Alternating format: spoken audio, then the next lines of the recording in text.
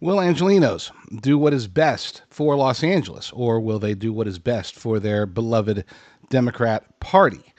Party loyalty is a strange thing, even when they know deep down in their heart that this city, which has been in trouble for at the very least 2 decades. We can go all the way back to Rodney King, so that'd be 3 decades. Rodney King was when we first started seeing the troubles. Things got a little bit better in the 90s, and then all of a sudden it started getting worse and worse and worse in the 2000s. And here we are today. After 2 full decades of complete Democrat rule, the city is in shambles. Are Angelenos going to acknowledge that? Are they going to be willing to vote for somebody like Spencer Pratt, who has an R next to his name? Now, I'm going to tell you why, regardless of whether you're Republican, Democrat, Independent, doesn't matter, why, if you live in Los Angeles, you definitely should be voting for Spencer Pratt. And I want to be very clear about something.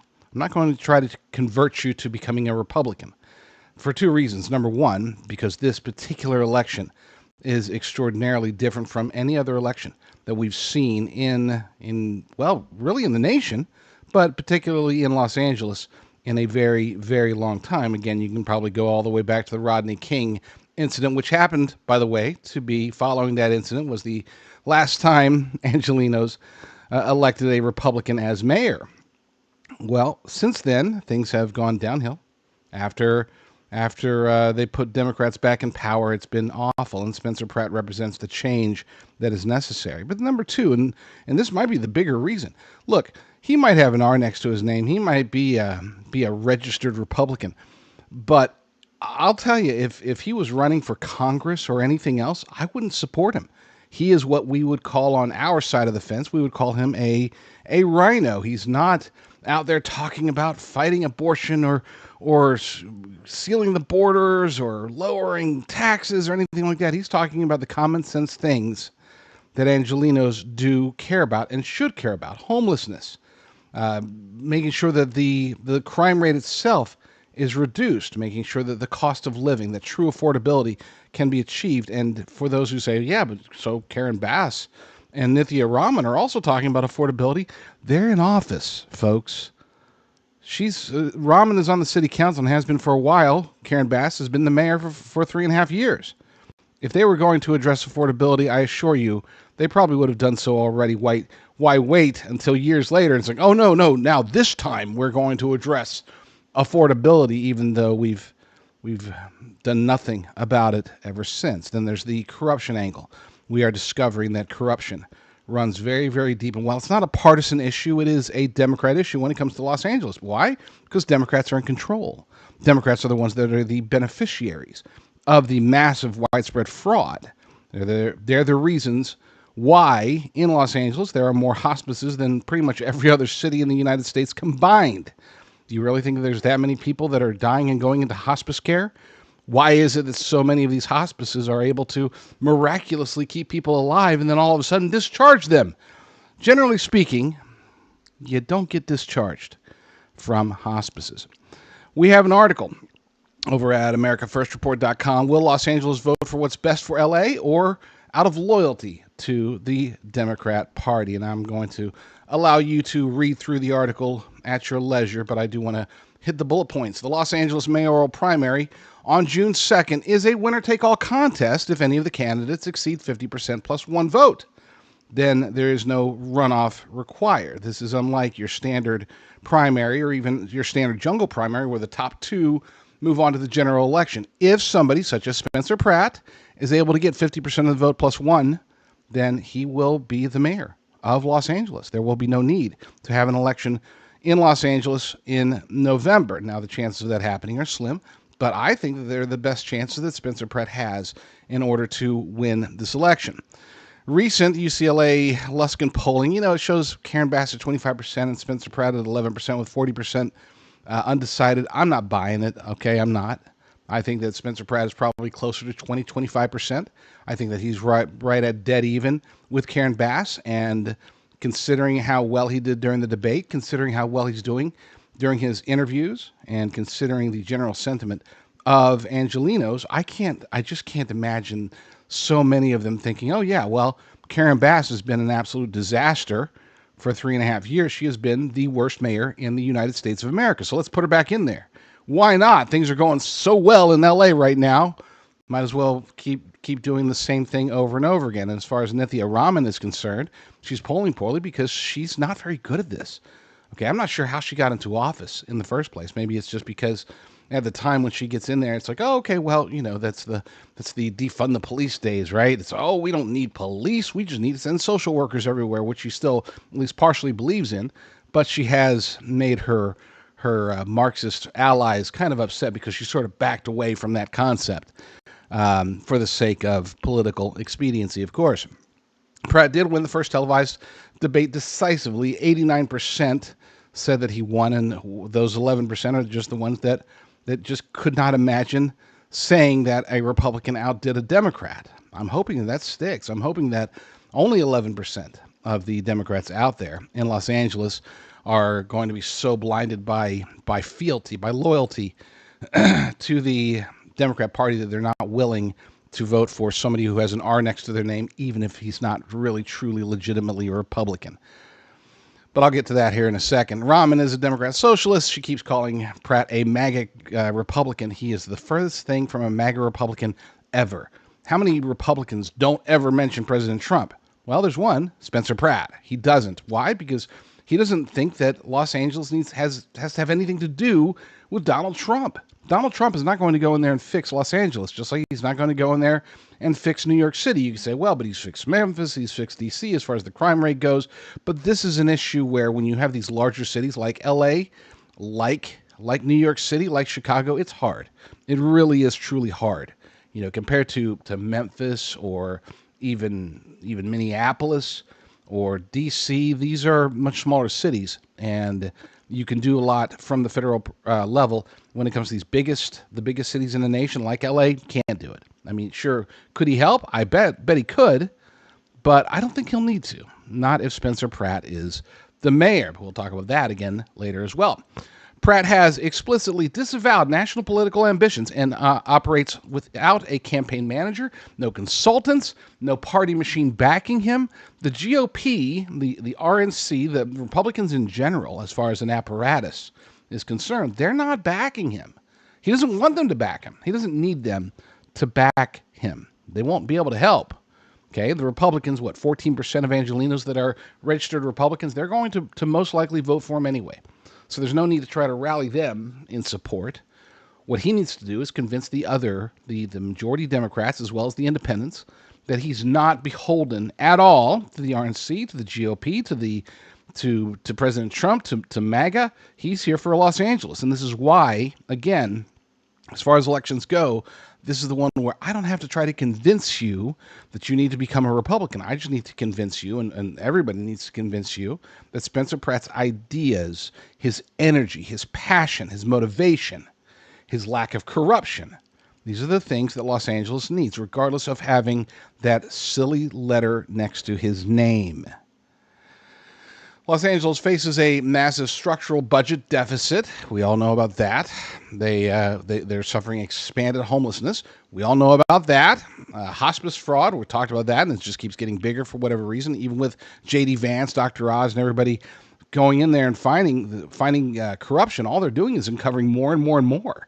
It seems as if what they thought was a huge problem is gargantuan in nature, and this is going to take a long time for them to be able to fix. And if Spencer Pratt is elected mayor, then that process should be faster. If not, then I can assure you Karen Bass is going to continue to stonewall them, to throw smoke screens up, to pretend like, oh, this isn't really a problem, don't know why these people are here investigating clear, blatant, unambiguous fraud. And Nithya Raman is there like, what fraud? I don't even know what you're talking about.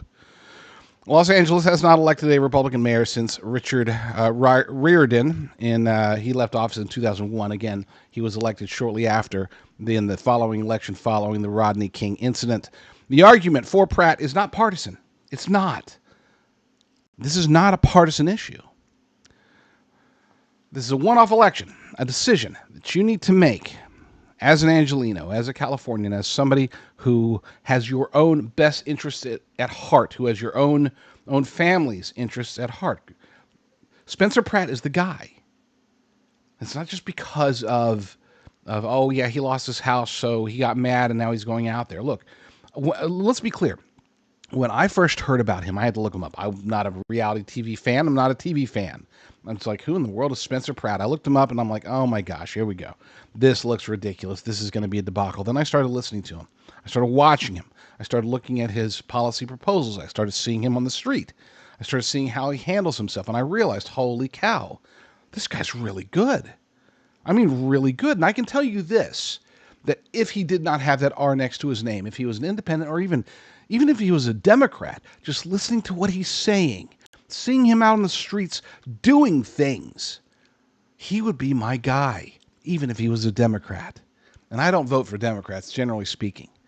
But considering that Los Angeles is the way it is, there's no chance that we're ever going to have, not at least not in the near future, we're never going to have a staunch conservative Republican as mayor or anything else in the city of Los Angeles. It's hard enough to get it in the state, even in some of the rural areas. Even there, it's challenging, not because there's so many Democrats in the state, but because of the way the elections are run and rampant widespread voter fraud and yada, yada, yada. But at least in L.A., it would be impossible without cheating, okay?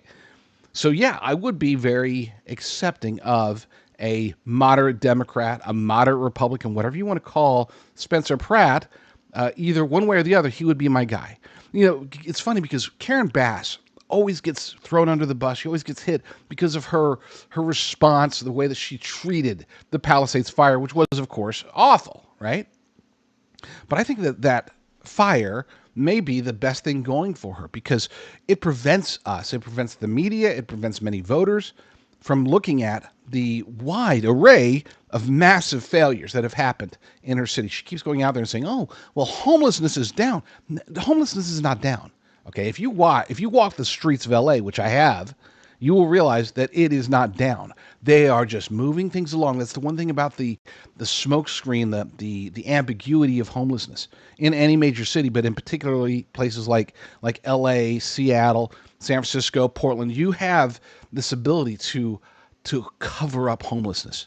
Okay, some big events coming, some dignitaries coming to town. You could take the homeless people, stick them in a hotel for a month, and now all of a sudden, oh well, there's no homelessness here. It's funny because that's the Chinese Communist Party's favorite trick. Whenever they invite people to see their disgusting cities, same thing is happening. Gavin Newsom did it in L.A., did it in San Francisco. It was a big joke of a couple of years ago. And same thing with Mayor Bass, but she's not doing it on a temporary basis. She just keeps shifting them around to different places. It's like, oh, here's a homeless camp. Let's take this homeless camp down. What do we do with the homeless people? Well, move them over here. Nobody knows about this place. Let's put them over here. And then once it's discovered, let's move them over here and over here and over here. It is ambiguous. It is hard to track. So when she says that homelessness is down, I wouldn't say she's deluding herself because she knows the reality. She's just lying to you. Then there's the whole massive waste. I have never seen a politician who's more bent on using taxpayer money for virtue signaling than Karen Bass. Now, when we're talking about fraud, we're talking about billions of dollars, right? But there are even the smaller expenditures that should be noted and should tell you exactly what kind of person Karen Bass is. Okay? Very recently, it's been within the last week or so, she had these signs put up at public parks in LA that ICE is not allowed here. ICE is not, it may not conduct operations here. And the U.S. attorney, as well as ICE representatives, they're like, these signs are meaningless. They can't stop law enforcement from doing its lawful job in public areas. They can't. A sign? That's what they're going to do. But she had a big press conference about it. She signed an executive order regarding it, and most importantly, she spent $250,000 to get these signs put up. Now you might think, well, $250,000, that's not much. Let me ask you this: if you live in Los Angeles, what could you do with $250,000? Do you think that the best way to spend $250,000, $250,000, is for virtue signaling? Because that's all it was. There was nothing that could be possibly accomplished by her putting those signs up other than to say, see, we're doing something. We're fighting back against those fascist tyrants at ICE, those guys that are trying to take away illegal aliens and keep the criminals off the streets and get rid of MS-13, those dastardly devils. We're going to put up signs, and they're going to look at those signs every time they conduct their ICE operations in the areas where we're saying they're not allowed to do so, but we don't have the ability to stop them because they are engaged in federal actions to stop crimes that Los Angeles and Karen Bass and Nithya Raman and the Democrats have been unwilling to fight. Not unable. Notice I didn't say they were unable. They could stop this at any time. They can. They have had the power for 2 decades to fix LA instead of driving it into the ground. So again, I ask you, I beg you, if you are an Angelino, you don't have to go promote it if you don't want to. Maybe you don't want your friends to judge you. Oh, he voted for Spencer Pratt. He must be a MAGA Republican now. That's what Nithya Raman says. You just vote for Spencer Pratt. Nobody has to know. It's your vote. And if you want to tell them, awesome. Tell them. Speak it proudly. Explain to them, because you have logic and reason and common sense and everything else, the facts on your side. Spencer Pratt can and will fix Los Angeles. Karen Bass will continue to drive Los Angeles into the ground. Nithya Raman will demolish Los Angeles within 2.5 years maximum. That's the stakes here, folks. So if you want to support Spencer Pratt in private, awesome. Do it. If you want to voice your perspective and say, I voted for Spencer Pratt, well, then you have your Democrat leftist friends in LA saying, oh my gosh, that is so crazy. Except you might actually hear some of them say, oh my gosh, so did I. Why? Because Spencer Pratt, of all of the candidates, he is the only one that actually has the know-how, the motivation, and the integrity to fix Los Angeles. So, again, I asked you the original question. If you are in Los Angeles, if you are a voter, are you going to vote for what's best for you, your family, and your city, or are you going to continue to swear fealty to the Democrat Party that has done nothing for you for the last 2 decades? When the chips are down, these civilized people, they'll eat each other. The biggest challenge with survival food is that it just isn't very good. It doesn't taste very good. It's not very nutritious. The sourcing is questionable. And for a long time, I was really against purchasing a whole bunch of survival food. But a company that I found a few years ago, their food was awesome. It was one of the few that I could actually eat, that my family could eat pretty much normally, just like eating regular food. And it was nutritious, grown from heirloom seeds and all that good stuff. I was super impressed with my good friends at Heaven's Harvest. I have since reconnected with them. We still have their buckets of food in my pantry, but I thought, you know what, let's see what they're doing. And they said, hey, let's partner together. So we did. So you can go to jdrucker.com/food, jdrucker.com/food. By going there, it will automatically put in the promo code for the discount that you'll receive at Heaven's Harvest. So check it out. See what sort of foods they have, and see what you like there. Because I can assure you this, compared to other survival foods, this is like super gourmet awesome. It is long past time to make marriage great again here in the United States of America. It is not just makes logical sense. It's not only a great way to have a fulfilling life and all of that good stuff. It also makes financial sense, and we're learning that when we look at the home ownership numbers. Very astounding. I'll admit, if you had asked me to make some guesses, I would have guessed, sure, yeah, married couples are far more likely to be homeowners here in the United States, especially if they're young.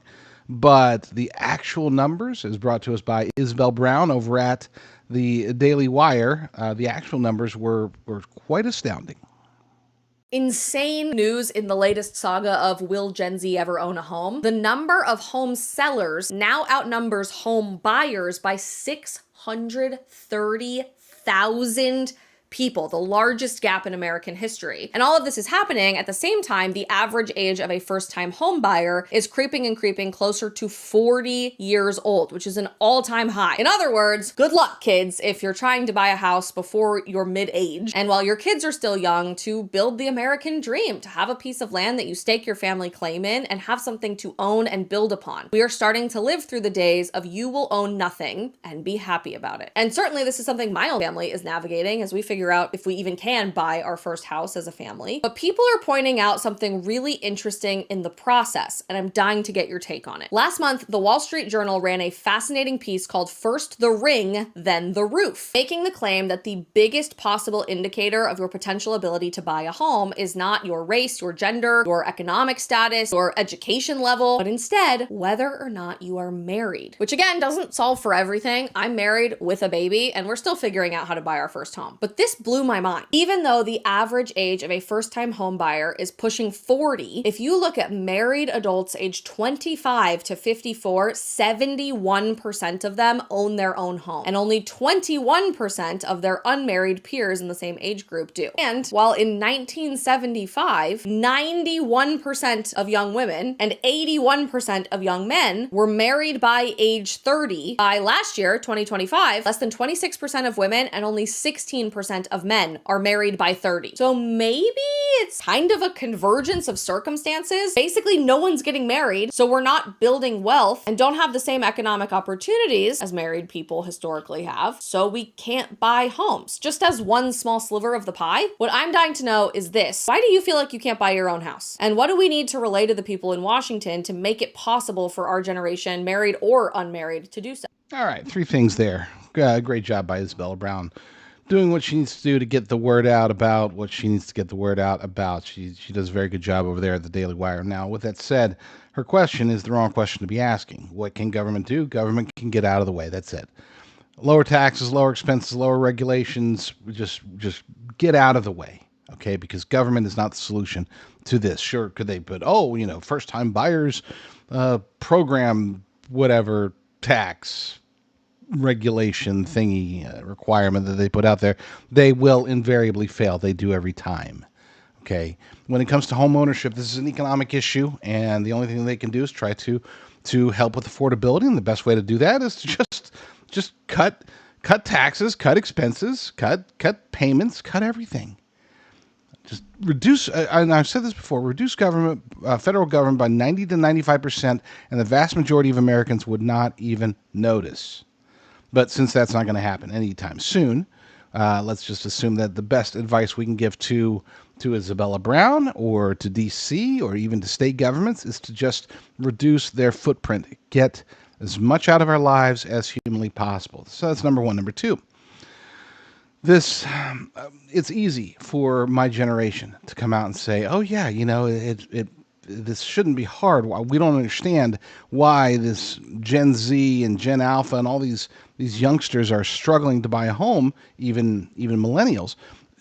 Look, it is a lot more challenging. Homes are much, much, much, much, much more expensive than they were in my younger days. And we could say that marriage has a lot to do with it. And sure, there are definitely some financial reasons why marriage makes perfect sense. But I don't want to dirty the concept. Look, my wife and I, we were married over 3 decades ago. We were very young at the time, and people didn't give us a chance, but we made it. We made it. Here we are. Praise God for that. But with that said, we cannot look at marriage as the financial solution. Because that's when we start to get into this whole domestic partnership thing that the left keeps talking about, cohabitation or whatever. It's ludicrous. Marriage is a biblical component. Marriage is something that is part of our souls. There's a reason why it is given so much prominence throughout the Bible. Marriage is not just talked about, get married and it'll make it easier to achieve the American dream. No, it's about getting married and becoming one flesh. It's about breaking away from the original family structure and starting to create your own. I cannot stress enough the biblical implications of marriage. And if we really want to know what is our challenges as a society, I'm not talking about home ownership challenges or financial challenges or geopolitical challenges or cultural challenges, the cultural rot that we're seeing around us. No, I'm talking specifically about our soul as a nation and our individual souls as humans. We do need to embrace marriage. We do need to embrace a biblical worldview. This is the whole reason that I've been so vehement about promoting my site, jdrucker.com. It is a site that where we do talk about politics, we talk about culture, but we also we link to a whole bunch of articles, a whole bunch of videos that pertain to the faith. So be sure to check that out, jdrucker.com. As a nation, our intention is to make the American dream easier to achieve. But is that really the best way to go about this? Are we really supposed to be talking all the time about affordability and about taxes and about Republican versus Democrat, left versus right? Or even the bigger picture item, which is finally, praise God for this, starting to get some attention. It's about us versus them. It's about the globalist elite cabal, the powers and principalities, the people that are actually in charge, keeping us divided based upon political affiliation, based upon race, based upon anything that they can use to separate us. This is how we as a nation are destroyed. We will be destroyed based upon this internal strife that they are forming, they are putting around us. And the only way that we can fight back is not through some false sense of unity, because that ship has sailed, folks. I'm sorry, I don't hate to be the bearer of bad news, but the idea of any future bipartisanship, the idea of we can reconcile and we can see through our differences, these various race wars, these religious wars, this hatred that people are feeling towards Jews or Christians or Muslims or whatever, that we can overcome all that, or we can, Democrats and Republicans can come together and work together. No, it's gone. That we are, I hate to say it, but we are destroyed in that regard as a nation, and really as a planet. But we're seeing that in Europe as well as Australia, as well as every place. Oh, and the only place where you can sort of see a little bit of unity is in Japan, but I think they might be the last bastion of civility in Japan.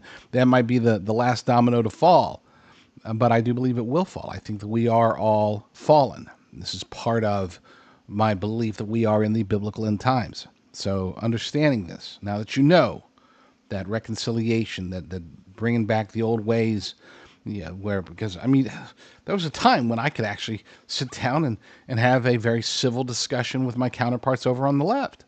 That's just not possible today. I'm not saying that it can't happen in one-offs, or look, there's a bill that was backed by both Republicans and Democrats. I'm not talking about the occasional thing. I'm talking about generally within society. We cannot find political or cultural solutions any longer. The only solution is to focus on what we're told to focus upon, which is to spread the gospel, which is to make the nations aware and to find it within our own hearts, our own souls, to embrace Jesus Christ as our Lord and Savior. Because outside of that, there is nothing. This experiment, it has failed, just as it was always prophesied to do. When we fell, when we were booted from the Garden of Eden, it was downhill from there for humanity, for society, and praise God that he sent his only begotten Son, Jesus Christ, to die on the cross for our sins. Otherwise, all of us would be doomed for eternity. So, marriage, great for home ownership, also great for a biblical worldview. And if you view the American dream as something that is still achievable outside of having that biblical worldview, outside of knowing that your soul is protected, is redeemed through grace, well, then I'm not sure what to tell you. Deserves got nothing to do with it. If you've been paying attention to gold and silver prices, there's a good chance that you are considering buying physical precious metals, right? Makes sense. And I'm not a financial advisor, but I personally would never buy numismatics or collectibles or anything like that. They're overpriced. The prices are inflated for no apparent reason. I am a bullion fan, which is why I work with Advisor Bullion. Ira over there does a fantastic job. Just the most straightforward and honest guy I know in the business.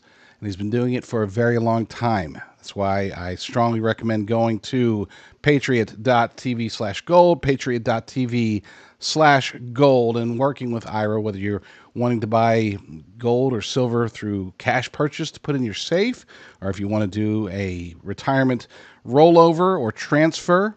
Best way to do it is to go to patriot.tv/gold, talk to Ira, and he will take fantastic care of you. Legacy Media is already covering up the huge story about the California mayor who turns out to be a Chinese spy. This is a huge story, but the reasons why they're covering up are pretty obvious. Let's see. I'm going to go through the story and let's see if you can spot some of the reasons, including what I consider to be the biggest reason, which of course I will save for last. But the story itself is very compelling, and Legacy Media is ignoring it. Fox News has it. They've got it as their top story as of Tuesday morning. Kudos to them. Most conservative outlets are covering it very profusely, but you go to CNN, you go to MSNBC, New York Times. Let's see, I checked out Washington Post. I checked out several CBS News, which is supposed to be reformed. They're not talking about the foreign adversary who has a spy sitting in an elected office, a mayor's office in the biggest, the most populated state in the nation. I'm embarrassed. I mean, I am actually embarrassed but for being in the media at a time like this, at a time when there are stories. There was a story on CNN, a top story about something about Eva Longoria, if you recall her from the 90s. Eva Longoria has like I don't know, something dumb. It's like a tuna fish shop or something. Top story, breaking news. Washed up 90s actress is doing something not important at all. Let's not talk about the Chinese spy engaged in a massive propaganda scenario while sitting as the mayor of a California city. We're not talking about, it must be a small town of 2,000 or 3,000. No, there's like over 50,000 people living in Arcadia. And a lot of them are, of course, Chinese Americans. Let's go to the story that we have over at jdrucker.com. You can also check this out and get this story over at my Substack. Pardon me, I get choked up when I think about how awesome my Substack is. jdrucker.substack.com.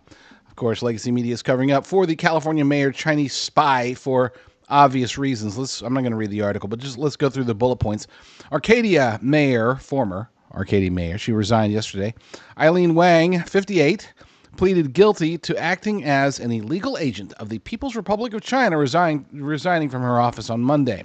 From 2020 till 2022, Wang and her then-fiancé, Yaoning Mike Soon, operated the fake U.S. News Center. That was the name of their publication. It's a website that pushed CCP propaganda to Chinese Americans and their community. This community in this area of China does have a whole lot of as I said, China, Freudian slip.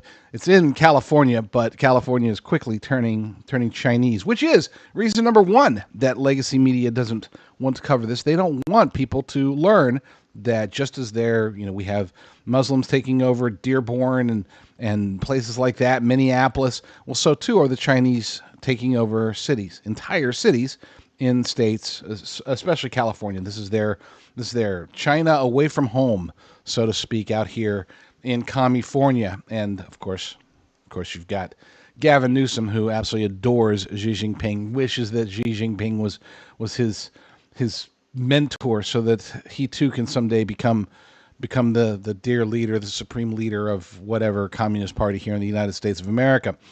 Wang followed encrypted WeChat orders, republishing articles denying Xinjiang's genocide and forced labor in cotton production. Now, let's just stop right there because we're going to get to reason number 2 that the legacy media is covering it up. We didn't put in the bullet point, but later in the article, you'll be able to read that it wasn't just in their propaganda news site, some dinky site that was getting quite a bit of traffic, by the way. But it wasn't just there that their articles were being published. No, this particular story that they're talking about, denying genocide and forced labor, was not published in just U.S. News Center or some other Chinese publication. It was republished in the Los Angeles Times. Legacy media wasn't just sitting there, ignoring the story. They were actively participating in spreading Chinese propaganda. Propaganda that was written in China by Chinese propagandists, sent through this Arcadia mayor, this elected official, and putting it out there for the masses to read. And for those who don't know, the LA Times is actually one of the few legacy media local publications that is actually very widely read. Back to the bullet points in the article. Her handler praised her on the speed and the page views that she was getting. And then she replied with deference. She said, "Thank you, leader." So here is a mayor, somebody who is supposed to be leading a city in the United States of America, and referring to this person that she was communicating with in China as her leader. What does that tell you? That tells you that she wasn't just, she's a Chinese American who has some sympathies towards China. No, she was working for the Chinese Communist Party. She was their direct agent. She had no allegiance whatsoever to the United States of America. She came here with the intention of infiltrating not just journalism, but also government, working her way up in California politics. Had we not stopped her, had she not been discovered, who knows? Maybe she's running for governor in 2030. I wouldn't put it past them. Which brings me, by the way, to reason number 3 that this story is being covered up. Yeah, who was it? Newsbusters. Newsbusters put out a little piece yesterday noting, of course, this their shtick, and they're amazing at it, is to watch and cover what other news outlets do, particularly legacy media. And as they discovered profusely, I just did a cursory check, and I learned the same thing, that nobody's covering it. No CNN, nobody's covering it. The handful of legacy media outlets that are covering it, none of them, 0 of them mentioned that, by the way, she was elected as a Democrat. They don't want you to know that. They don't want you to know that anyone who is patriotic, if there are still patriotic people out here in California, any of those patriotic people who thought, this person is going to do what's best for Arcadia and what's best for America. No, that was never her intention. And they got fooled. They got fooled, as do the vast majority of Democrat voters here in the United States of America. Just because she's not, running in other offices. We did have, lest we forget, we had Eric Swalwell, Fang, hello. Praise God that he is gone and out of the picture, at least for now. Back to the article. Soon, who was her boyfriend / campaign manager, was already sentenced to 4 years in prison for something similar. That was back in 2022. And now he's going to be joined by his ex-fiancée. Federal prosecutors note that this fits a pattern of Beijing infiltrating local U.S. offices to shape policy and discourse. That alone should be chilling. That should make you just cringe at the thought that this isn't some random, isolated, once-in-a-century event.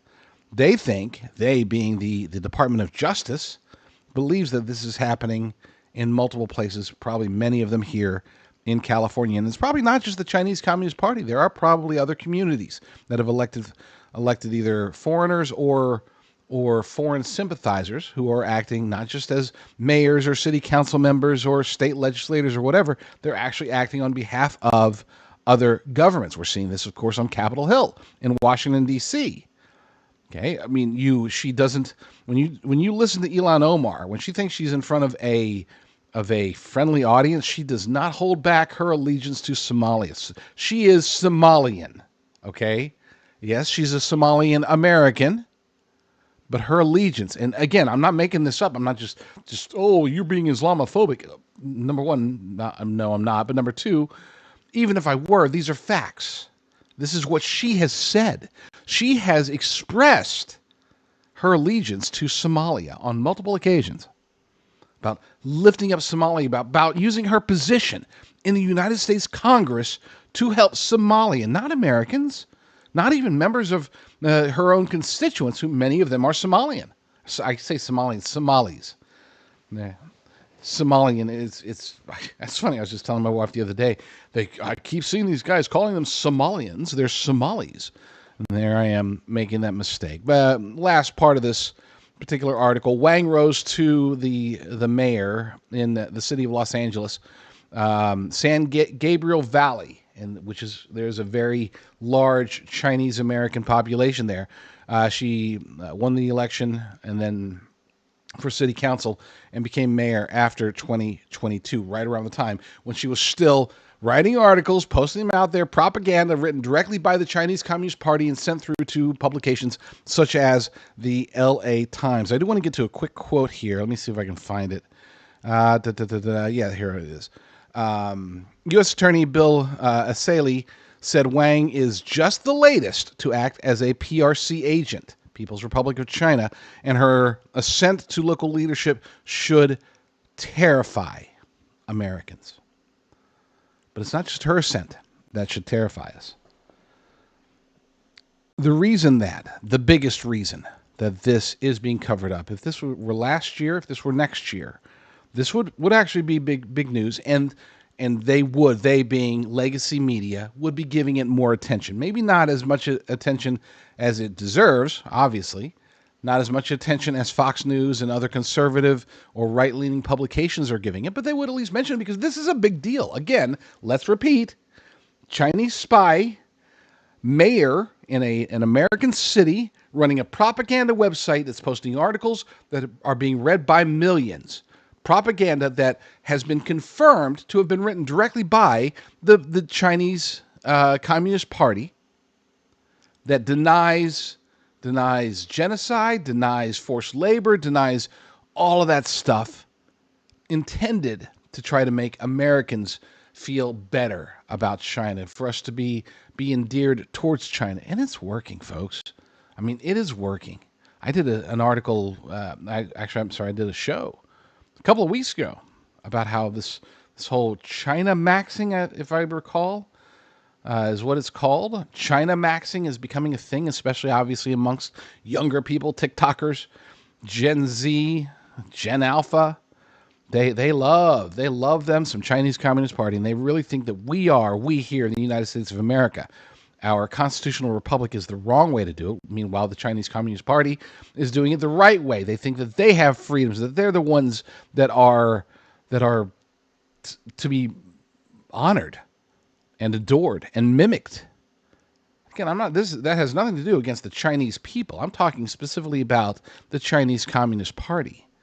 It's not about the culture. Yes, they are mimicking the culture, but they are also embracing and adoring the Chinese Communist Party's form of government, the oppressive, lying, evil, anti-faith, anti-humanity, anti-anything that's not Chinese, that Chinese Communist Party and these young people here in America are falling for it, and it's because of stories like this. It's because of people like Eileen Wong. I'm beside myself. Again, I am embarrassed to be in media at a time like this. I am concerned for my nation. And I am very concerned for the state of California, which again brings me to the biggest reason that we are not hearing about this story at all. It's election season. We have the primaries coming up on June 2nd. And the last thing they need is a scandal that highlights the idiocy of the Democrat Party, the ignorance of many Democrat voters out here in California. They were taken They were snookered. They were conned. They put in someone who, they might be sympathetic towards China, but they certainly wouldn't have won, I hope.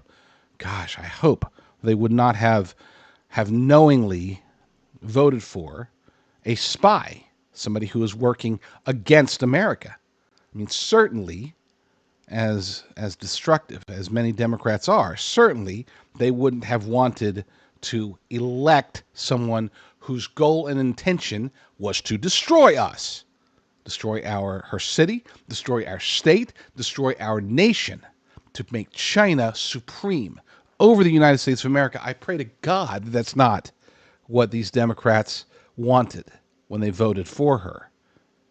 But we are here. You've got Spencer Pratt doing exceptionally well in Los Angeles. You have Steve Hilton and Chad Bianco doing exceptionally well, heading into the gubernatorial primary. Things are not looking good for Democrats in a state where they have absolute and total control. So that's why, biggest reason why Legacy Media decided to take a pass on this story. Do we mention it? And the editor's like, maybe in passing, but definitely don't mention that she was a Democrat, because the last thing we need, we being the Democrats who control Legacy Media, the last thing that they need is for the people of California to realize just how dumb it is to vote for a Democrat. Stay out of my territory.